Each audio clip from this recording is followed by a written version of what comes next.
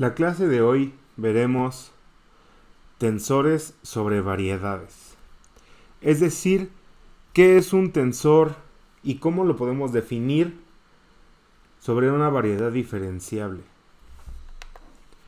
Para eso primero vamos a ver qué es un campo tensorial. Después vamos a definir propiamente a un tensor sobre la variedad diferenciable.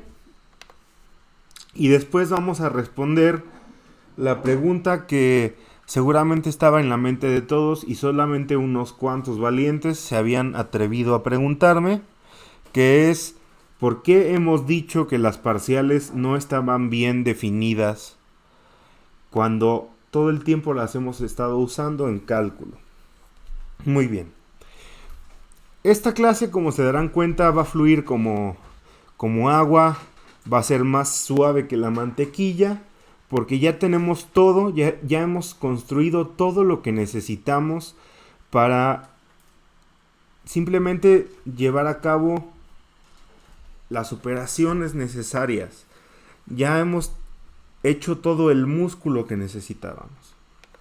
Entonces, vamos a recordar, y justamente esta clase es una especie de viaje a través de el país de la nostalgia, porque vamos a estar recordando una de las definiciones que dimos sobre tensores, las primeras definiciones que dimos sobre tensores.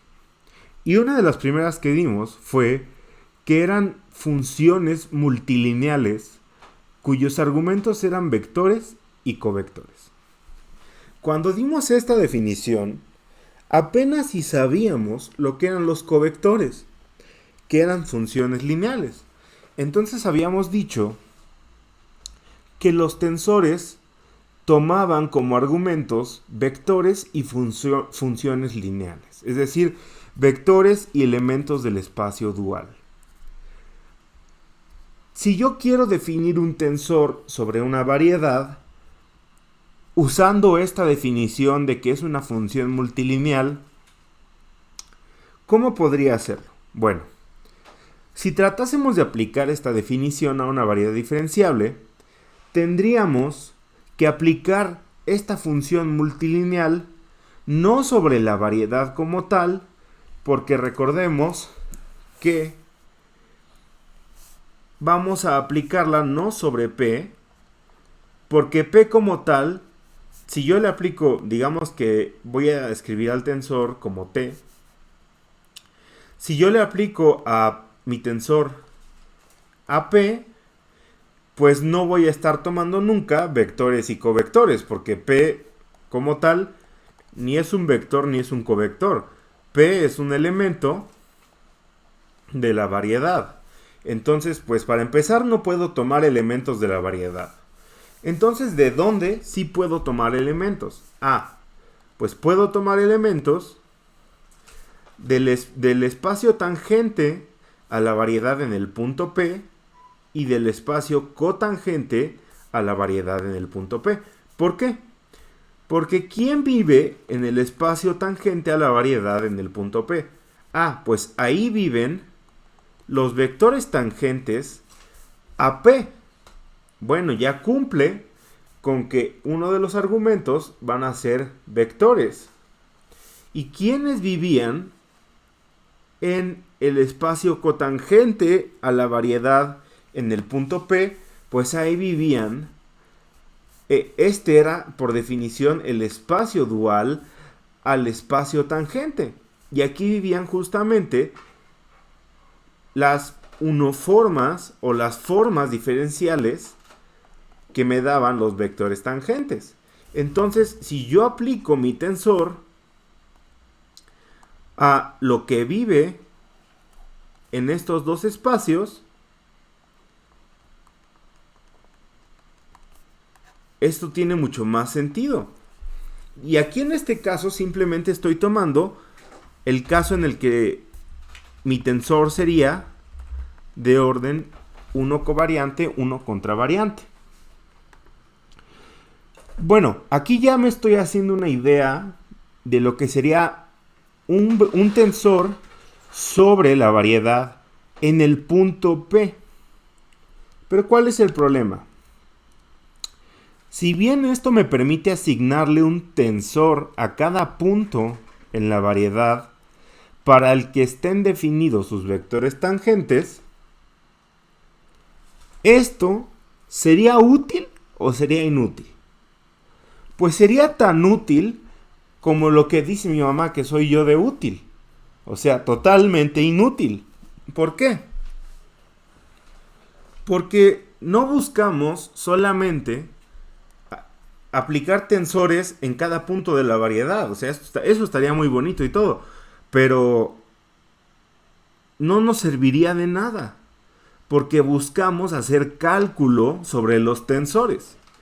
Y para hacer cálculo sobre los tensores, buscamos que los tensores sean funciones continuas. Si los tensores son funciones continuas, entonces yo debo tomar un tensor y decirle, como barredora, córrete o vete solito sobre toda la variedad o sobre todos los espacios tangente y cotangente. No, ve analizando punto por punto del espacio tangente a este punto y del espacio cotangente a este punto, y luego vete por el par espacio tangente y cotangente a este punto, y así, porque eso no me serviría de nada, porque el tensor no sería una función continua, y yo no podría hacer cálculo en esa función continua. Entonces, tendremos que lograr de alguna manera, no sé, pegar. Porque yo podría hacer el producto tensorial de estos dos espacios. Y ya defino aquí mi tensor 1, 1, ¿no? Muy bien. Pero este tensor está definido en P. Y entonces si yo este mismo tensor lo quiero definir, digamos, en Q,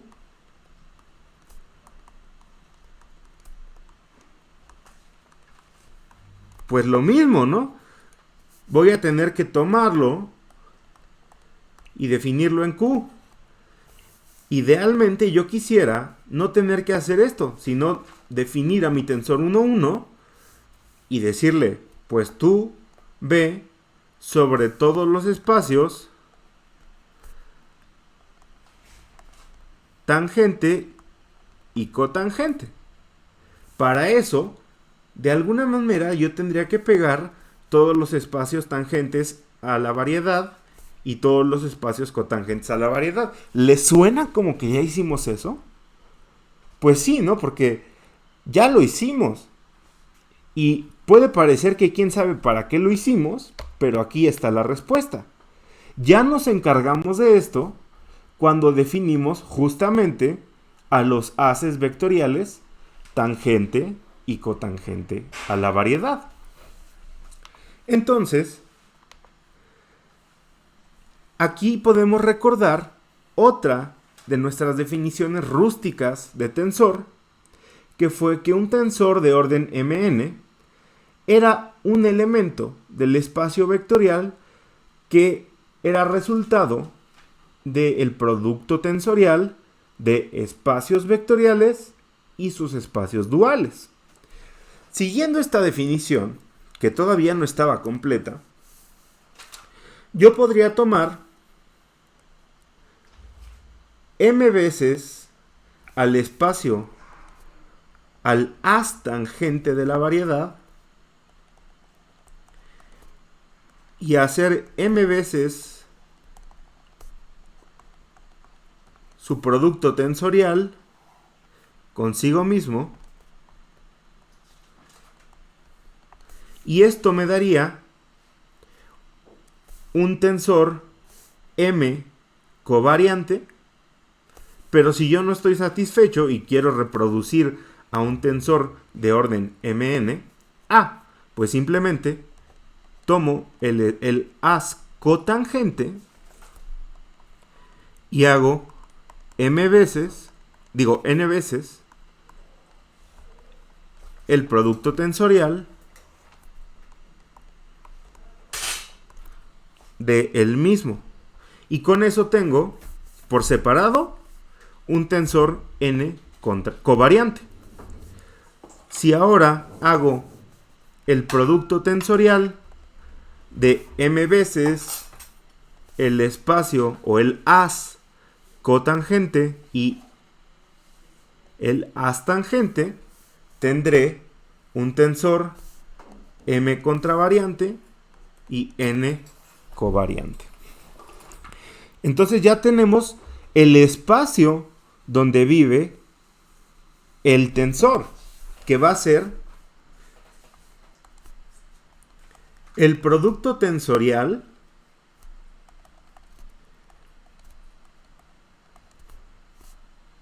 m veces del haz tangente con el producto tensorial n veces del haz cotangente.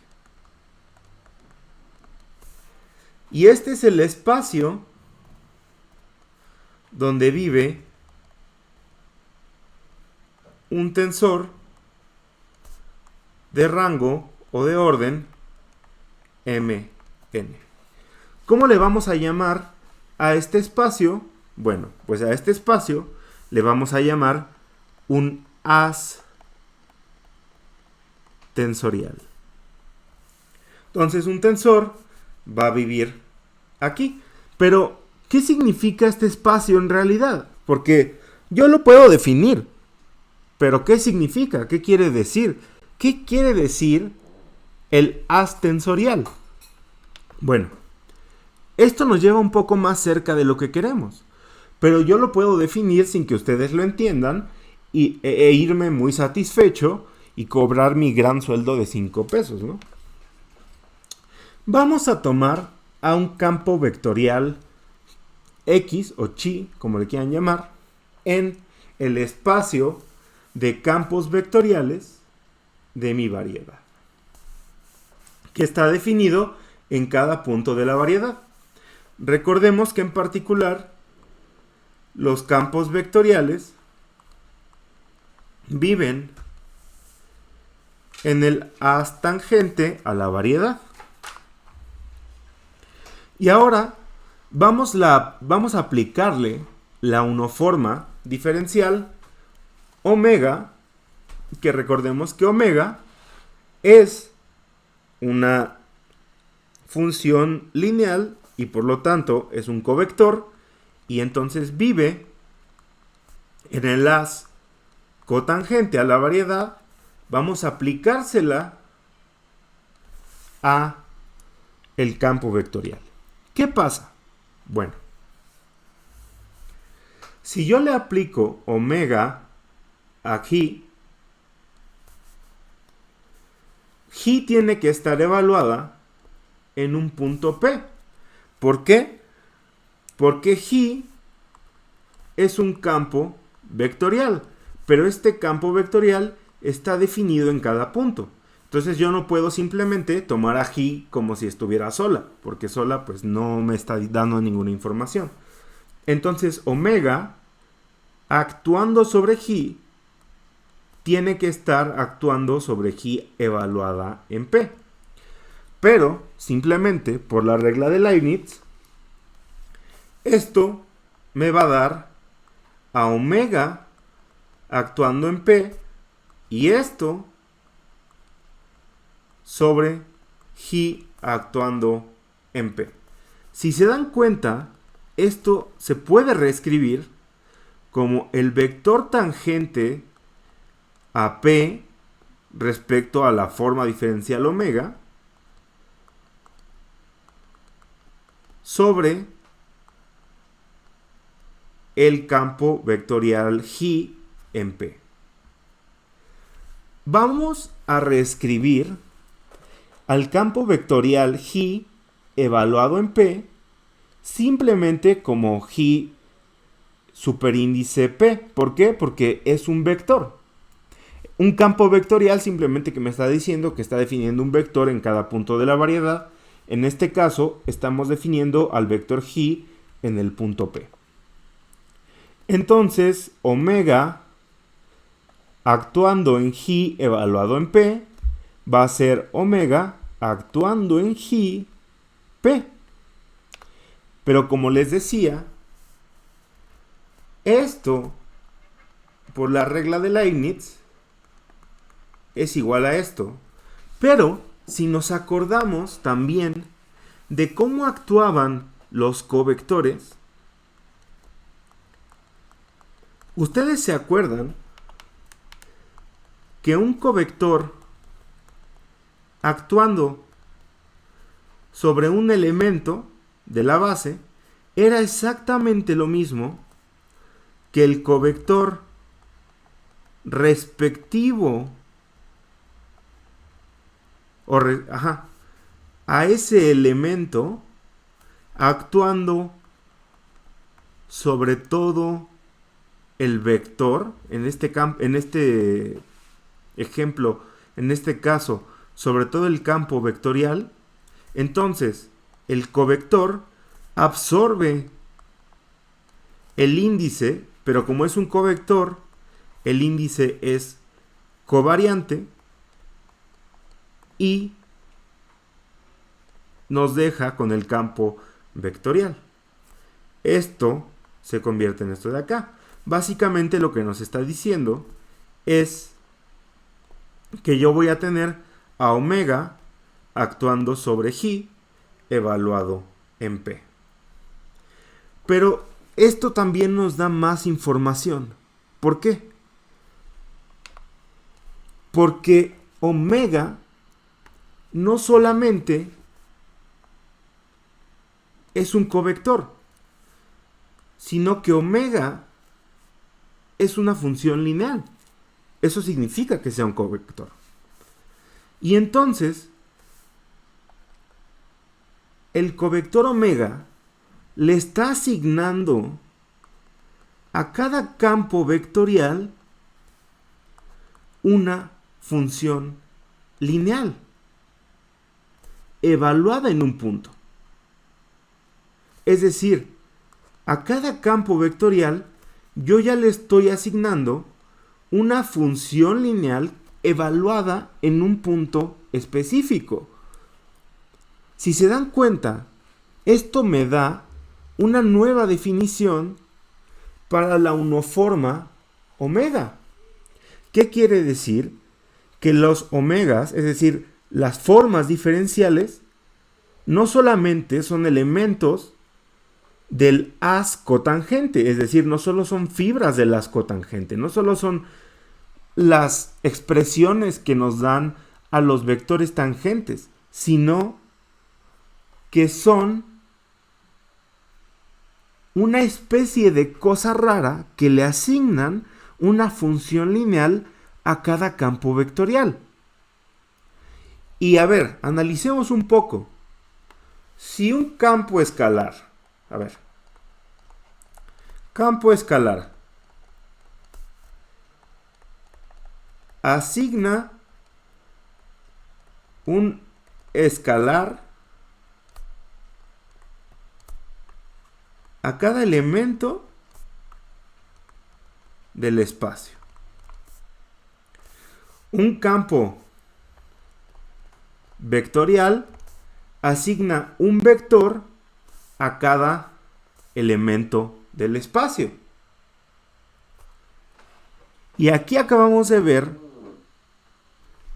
que un covector asigna una función lineal a cada campo vectorial del espacio.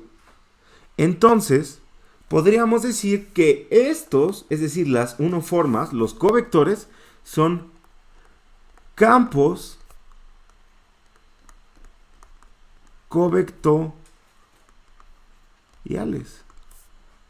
o campos de covectores, que se oye mucho menos feo, ¿no?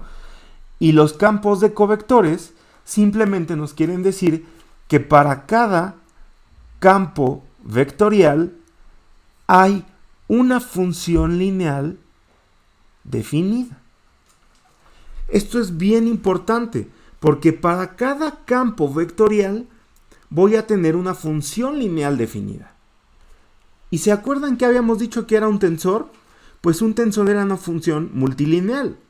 Y si para cada campo vectorial la existencia de formas diferenciales me está diciendo que yo tengo una función lineal, entonces la existencia de formas diferenciales me está diciendo que para cada campo vectorial definido sobre la variedad, yo voy a tener una función lineal y por lo tanto, por lo menos un tensor. Entonces, esto me permite definir un tensor para cada campo vectorial en la variedad. Y también me deja cambiar mi manera de pensar sobre los covectores y por lo tanto las formas diferenciales de la variedad, ya no solamente como fibras de las cotangente, sino como campos de covectores. Y por eso les decía que les llamamos densidad tensorial, porque me permiten establecer las bases para los campos de tensores. Porque le están asignando a cada campo vectorial un tensor. Claro, recordemos que las formas diferenciales le asignan a cada campo vectorial un tensor covariante. Y esto no nos es suficiente porque nosotros también queremos tensores contravariantes y tensores mixtos. Pero si partimos de los tensores covariantes, podemos hacer todo lo demás. Porque si a un tensor covariante le aplicamos un campo vectorial, pues nos va a dar un tensor de orden 1,1 y así sucesivamente. Entonces es todo lo que necesitamos. Digamos que las formas diferenciales son el germen de los tensores sobre las variedades. Ahora, podemos ahora sí que ya sabemos qué es lo que significa hacer el producto tensorial de los haces tangente y cotangente, ya que hemos visto que esto va a definir funciones multilineales sobre los campos vectoriales de la variedad. Esto es bien importante, que veamos que los tensores no están definidos sobre los puntos de la variedad, sino sobre los campos vectoriales de la variedad. Ahora, en este sentido, las K-formas proporcionan las bases para asignar a un tensor a cada campo vectorial de la variedad. Vamos a definir entonces un campo tensorial. Un campo tensorial de dimensión mk o m más k, definido sobre los campos vectoriales de la variedad diferenciable m, es el espacio del producto tensorial de m veces el haz tangente y k veces el haz cotangente, que asigna un tensor de orden mk a cada campo vectorial de la variedad, donde, para ya no estar escribiendo como locos, el producto tensorial m veces del haz tangente y luego n veces o k veces del haz cotangente, simplemente vamos a abreviarlo de esta manera. Y entonces eso es un campo tensorial, aquel que para cada campo vectorial de la variedad me define un tensor. ¿Y cuál va a ser el orden del tensor?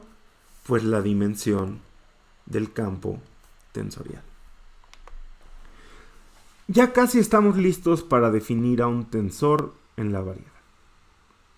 La última pieza que nos falta es recordar cómo se transformaban los tensores. Que yo sé que ustedes han hecho muchos chistes sobre que un tensor es aquello que se transformaba como un tensor. Entonces, ¿cómo se transformaba un tensor? Pues, ¿se acuerdan que un tensor se transformaba usando las matrices de cambio de base.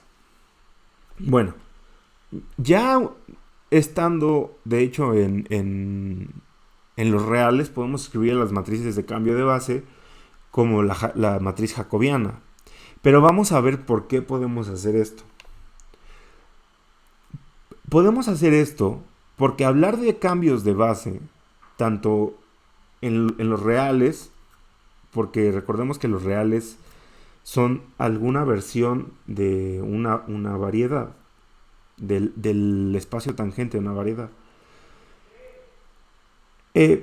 Hablar de cambios de base significa que tenemos que poner todo en términos de coordenadas que nos ayuden a llevar a los tensores a sus expresiones en Rn.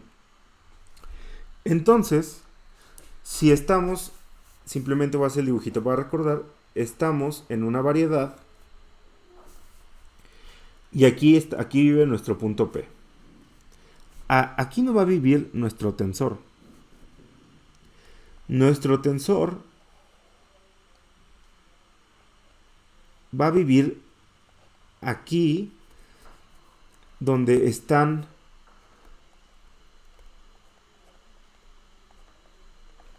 los campos vectoriales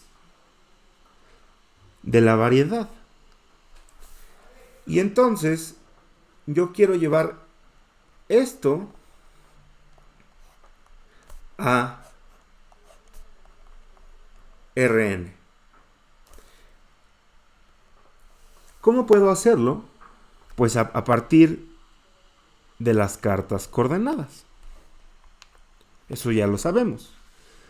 Entonces, vamos a tomar cartas coordenadas que vivan o que sean elementos de la estructura diferenciable de la variedad. ¿Para qué? Para que sean compatiblemente diferenciables. Y yo pueda hacer cambios de cartas coordenadas sin ningún problema y que el cambio de cartas coordenadas sea un difeomorfismo. ¿Qué quiere decir esto? Que el cambio de cartas coordenadas, es decir, el cambio de base, sea su respectiva matriz jacobiana. ¿Por qué? Porque yo puedo escribir a mi primer carta coordenada como phi de p igual a xa y a la otra como phi tilde p igual a x tilde b. Entonces, si yo quiero cambiar de phi a phi tilde, lo que tengo que hacer es tomar la parcial con respecto a b de xa. Y esto ya sabemos quién es la matriz jacobiana. Y entonces, las matrices de cambio de base no van a ser otras que la matriz jacobiana. Ahora, si queremos cambiar entonces a un tensor de su expresión en las coordenadas I, J a su expresión en las coordenadas AB, ¿qué tenemos que hacer? Bueno, si hacemos todo bien y nos apegamos a sus reglas de transformación, tenemos que escribir todo de acuerdo a... Primero escribimos el tensor al que queremos llegar, el tensor del que partimos y sus respectivas matrices de cambio de base. Fíjense que esto se sigue preservando igual. Los índices de arriba de las matrices de cambio de base se van a sumar con los de abajo que queremos cambiar para darnos los nuevos. Y los índices que queremos cambiar de arriba están abajo en las matrices que queremos cambiar por los nuevos. Y ahora sí, ya tenemos todos los elementos para definir propiamente a un tensor sobre una variedad. Un tensor sobre la variedad diferenciable M es de rango R covariante, S contravariante, definido sobre una variedad diferenciable M de dimensión N, si está en este espacio, que es el haz tensorial, que es justamente elemento de este haz tensorial, como ya les estaba diciendo, cuyas componentes se transforman de esta manera con respecto a cambios de base. Y esto no es nada nuevo para nosotros, simplemente es la definición formal de tensor, real de tensor, y que aplica para todos lados, en la que ya sabemos quién es el producto tensorial. Ahora, yo sé que esta pregunta muchos les carcome el alma, a otros ni siquiera les interesa, pero hoy la vamos a contestar porque esta pregunta es justamente la que da pie a todo el cálculo tensorial. ¿Por qué las parciales de un tensor no están bien definidas? ¿Y cómo vemos esto? Bueno, cuando lo dijimos por primera vez, hicimos un bosquejo bastante burdo de demostración que involucraba el cambio de base a las coordenadas polares. Yo sé que esto no es suficiente y no esperaba que lo fuera, pero quería guardarlo para este momento. Entonces, para mostrarlo, en las notas viene completo para un tensor de orden en general, pero para mostrarlo creo que la manera más didáctica es hacerlo en el caso más sencillo para un tensor de orden 1 covariante y 1 contravariante. Hay un caso todavía más sencillo, que es simplemente tomar a un tensor de orden 1 covariante o simplemente 1 contravariante, el que ustedes quieran, pero creo que este caso, que no es ni tan sencillo ni tan complicado, nos deja las cosas más claras. Entonces, vamos a expresar este tensor en términos de su regla de transformación de la carta coordenada xy a xa. Hasta aquí no hay ninguna sorpresa. Simplemente este es el tensor que queremos y este es el tensor del que partimos. Entonces, estas son sus respectivas matrices de cambio de base, ¿no? Este índice y este índice son mudos. Este es el índice libre. Este índice y este índice son mudos. Y este índice es libre. Ahora, tomemos las parciales con respecto a la carta coordenada x rho. Y vamos a ver si tomar las parciales con respecto a una carta coordenada cualquiera x rho nos va a dar otro tensor. Bueno, entonces tomar las parciales de un tensor,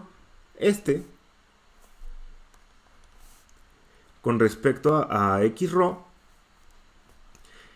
va a ser tomar las parciales con respecto al mismo tensor, pero escrito como Dios manda, ¿no? Que es con respecto a sus reglas de transformación, en la que hemos puesto primero las derivadas parciales, simplemente la hemos reacomodado para que sea más sencillo ver la regla de Leibniz, pero es lo mismo. O sea, esto de aquí es exactamente lo mismo que esto de acá. Ahora, Vamos a desarrollar lo que está en el paréntesis. Primero, pues vamos a aplicar las parciales con respecto a ρ sobre todas estas parciales, que es este término, y lo multiplicamos por el tensor, y luego vamos a sumar esto por las parciales a las que no les hemos hecho nada, multiplicado por, ahora sí, la parcial con respecto a ρ actuando sobre el tensor. Este término es el más aburrido porque pues aquí en realidad esto no está haciendo nada, pero este aún lo podemos desarrollar. Muy bien. Antes de escribirlo voy a desarrollarlo. Y bueno, las parciales con respecto a ρ de cada una de estas parciales me vuelve a dar otra regla de Leibniz, y es la parcial con respecto a ρ de esto de aquí, es decir, una parcial cruzada,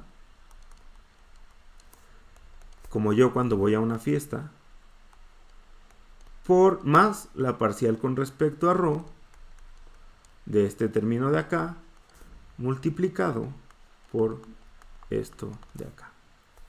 Y todo esto va multiplicado por el tensor en sus coordenadas i, j, que es lo que tenemos aquí. Y bueno, esto de acá simplemente lo he acomodado de la manera en la que les había presentado a el tensor originalmente, para que vayamos haciendo la analogía de cómo el único término que conserva el hecho de portarse como un tensor es este de acá. Muy bien.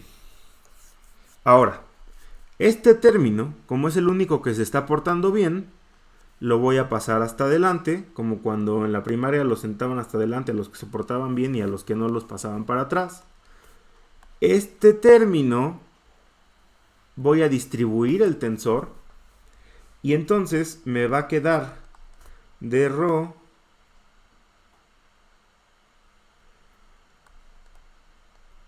de bxj. Si se fijan, esta parcial está multiplicando, no está siendo derivada, entonces pues podemos ponerle punto xa por t tensor ij más de ρ de ixa, lo mismo para esta parcial. Y ahora dense cuenta que estas parciales están cambiando al tensor de base. Y entonces yo este término y este término los puedo escribir como la parcial con respecto a ρ de, me cambia la i por a, taj más la parcial con respecto a ρ de ixa, me cambia la j por b, tbj. Y como el tensor pues en realidad no está siendo derivado ni nada por estas cruzadas, lo puedo pasar para enfrente y estos términos me quedan como taj parcial con respecto a ρ de bxj más el tensor b. Aquí es i y b. De ρ de ixa. Estos términos son los que tengo aquí. Yo sé que ya después de tantos garabatos no se ve, pero ya aquí se ve más clarito. Estoy acomodando todo bien. Este término y este término. Para que quede más claro cómo este término de acá se está comportando. Simplemente, recordemos, aquí me equivoqué, pero esto iría así. La regla de la cadena, si yo tengo la parcial de mi tensor con respecto a ρ, esto es lo mismo que la parcial de mi tensor con respecto a lambda de x lambda de x ρ. Bueno, aquí sería igual de x lambda, ¿no? Entonces, yo puedo escribir de ρ TIJ como de lambda TIJ de ρ x lambda. Y esto es lo que debería estar escrito aquí. ¿Para qué? Para que se den cuenta que el hecho de que se comporte como tensor solo se conserva en este término. Pero bueno, pueden ignorar este y de todas maneras el mensaje es el mismo. De la otra manera es más evidente, pero así es el mismo mensaje. Y estos términos de acá, ¿qué les pasa? Si yo vuelvo a expresar a este tensor como sin cambiarlo de base, pues fíjense que tampoco se comportan como un tensor. De hecho, tengo dos tensores diferentes, ¿no? Un tensor y otro tensor multiplicado por parciales cruzadas adicionales, y el único término que sí se transforma como lo que esto debería transformarse.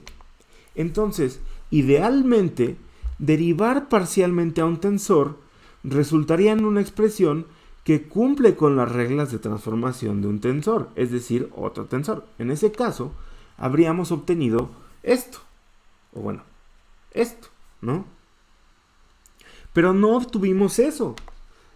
Entonces, los términos adicionales, estos de acá, ¿qué nos dicen? Que a las derivadas parciales les sobran términos. ¿Por qué? Porque no se comportan bien frente a cambios de base. No están bien definidas. Esto no se comporta bien ante cambios de base. Esto no debería de estar. Y si estuviera, tampoco se comporta bien ante cambios de base. ¿Por qué? Porque si se comportara bien, esto tampoco tendría que estar. O tendría que estar escrito de una manera que esto de acá y esto de acá fueran iguales. Entonces no están bien definidas. Entonces esto me deja claro que las parciales no se transforman bien ante cambios de coordenadas. Y a esto nos referíamos cuando decíamos que no estaban bien definidas. ¿Habrá alguna manera de salvar el día? Bueno, de esto se trata justamente gran parte del cálculo tensorial. Definir una nueva derivada, que es la derivada covariante, y eso nos permite encontrar un tensor muy especial, que es el tensor de curvatura, y después otros tensores. Hasta aquí llega la clase de hoy.